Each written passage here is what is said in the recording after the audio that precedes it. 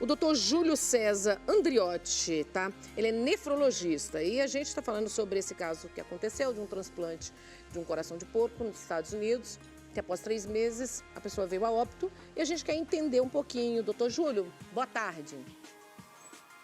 Olá, boa tarde a todos, boa tarde, Nani. É um prazer estar aqui com vocês. Seja bem-vindo, viu? Seja bem-vindo. Obrigado. Obrigada a você. Doutor, eu queria que você falasse um pouquinho qual a sua opinião, dessa utilização de órgãos de porcos para o transplante, né? Até mesmo de outros animais que a gente já viu que está acontecendo. E, na verdade, assim, o que acontece já não é a primeira vez que a gente sabe, né, mediante a história.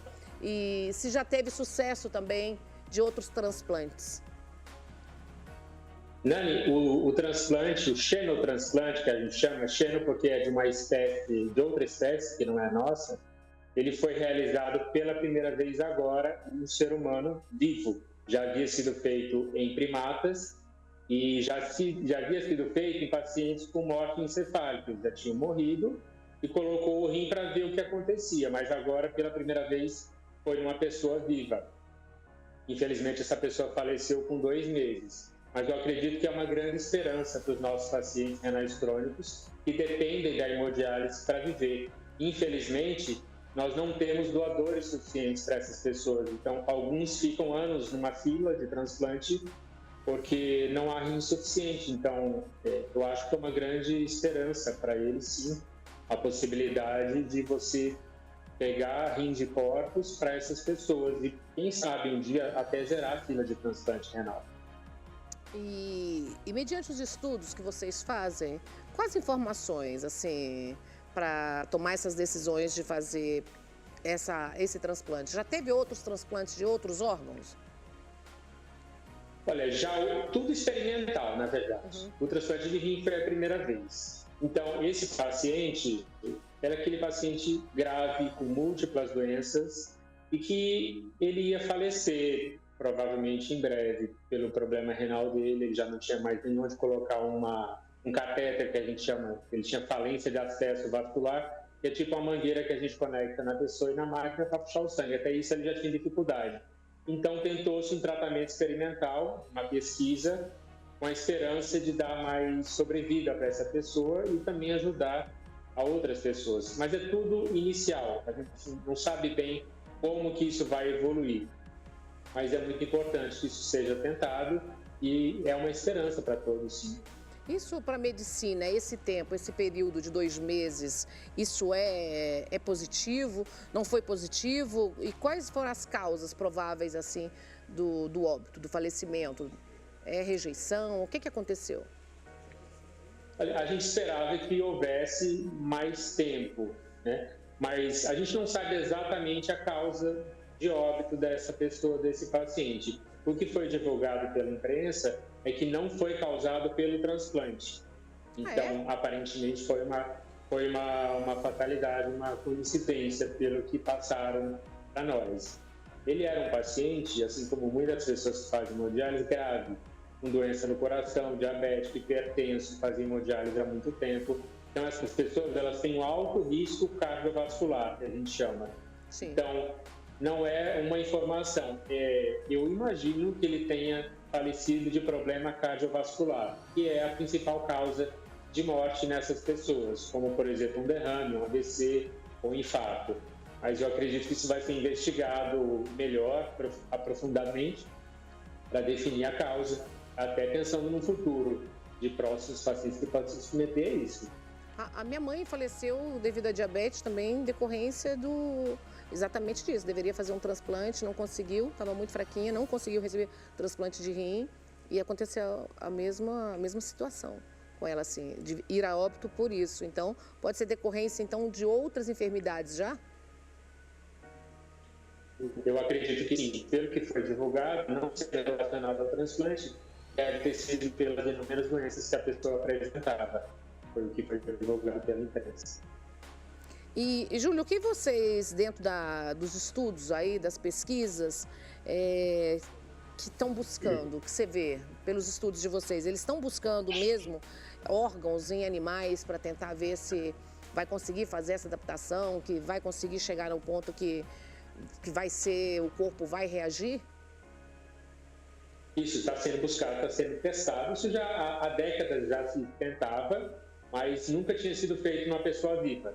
Então, isso foi um feito histórico e, aliás, é bom te ressaltar que foi liderado, o coordenador, por um brasileiro, nefrologista, Dr. Leonardo Riella. Nosso colega, ele era o líder da equipe desse transplante. E é um grande desafio, é tudo novo para a gente, mas é uma grande esperança, sim. Eu acho que tem que ser tentado. Outros pacientes serão, com certeza, submetidos, e se Deus quiser, com mais sucesso. Doutor, dessa vez. Doutor, você que convive todos os dias, né, infelizmente, com essa situação triste, ainda faltam doadores, né? Quando a gente fala de doação de órgãos, a gente ainda chega à conclusão que as pessoas não doam, né? As pessoas até doam, mas não de forma suficiente. Então, existe fila para vários órgãos, né? E o rim não é uma exceção. Então, existe o doador vivo, quando é algum parente, geralmente, e o doador falecido, mas isso, infelizmente, não é capaz de zerar a fila. Então, nós temos centenas de milhares de pessoas dependentes de uma máquina para sobreviver. Ficam 3 vezes por semana, 4 horas, conectado na hemodiálise, que a gente chama. Hemodiálise, para mim, é o pior momento que uma pessoa pode chegar. Para mim, no meu caso, que eu via minha mãe passando por tudo isso, é quando entra na hemodiálise.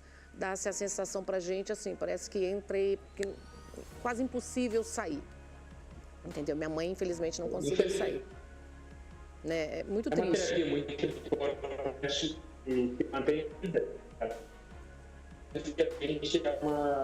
É desgastante para todo mundo, para a pessoa, para a família. Judia muito, né? A gente sempre busca alternativas do dia. E a gente sempre busca alternativa, a melhor alternativa é o transplante. Seja de doador vivo falecido, e agora apareceu uma nova terapia em pesquisa. Ô, doutor, quanto tempo mais ou menos hoje essa fila de doação de órgãos, assim, que as pessoas chegam a ficar esperando um transplante?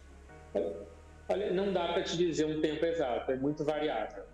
Tem pessoas que ficam meses, tem pessoas que ficam anos. Eu costumo dizer que, às vezes, é como se fosse uma loteria, porque depende muito da compatibilidade. Então, a cada rim que chega, a gente pega os números desse valor para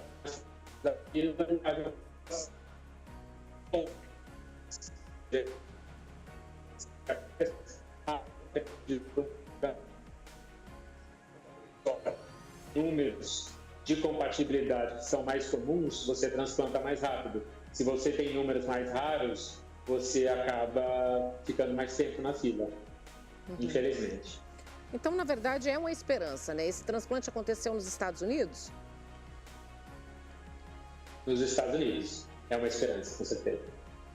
E para eles, como foi mediante o povo da medicina, esse transplante? Porque teve sucesso, né? Tudo bem que durou 2 meses, mas o transplante aconteceu e veio a funcionar, né? O transplante funcionou, o Dr. Leonardo Riella deu entrevistas. Assim que foi conectado o rim do porco ao ser humano, ele funcionou perfeitamente. Aliás, pelo que eles mencionaram no início, foi até uma evolução mais favorável do que era esperada. E é bom de ressaltar que não é um corpo normal. Não? Um corpo qualquer. Esse corpo ele é geneticamente modificado.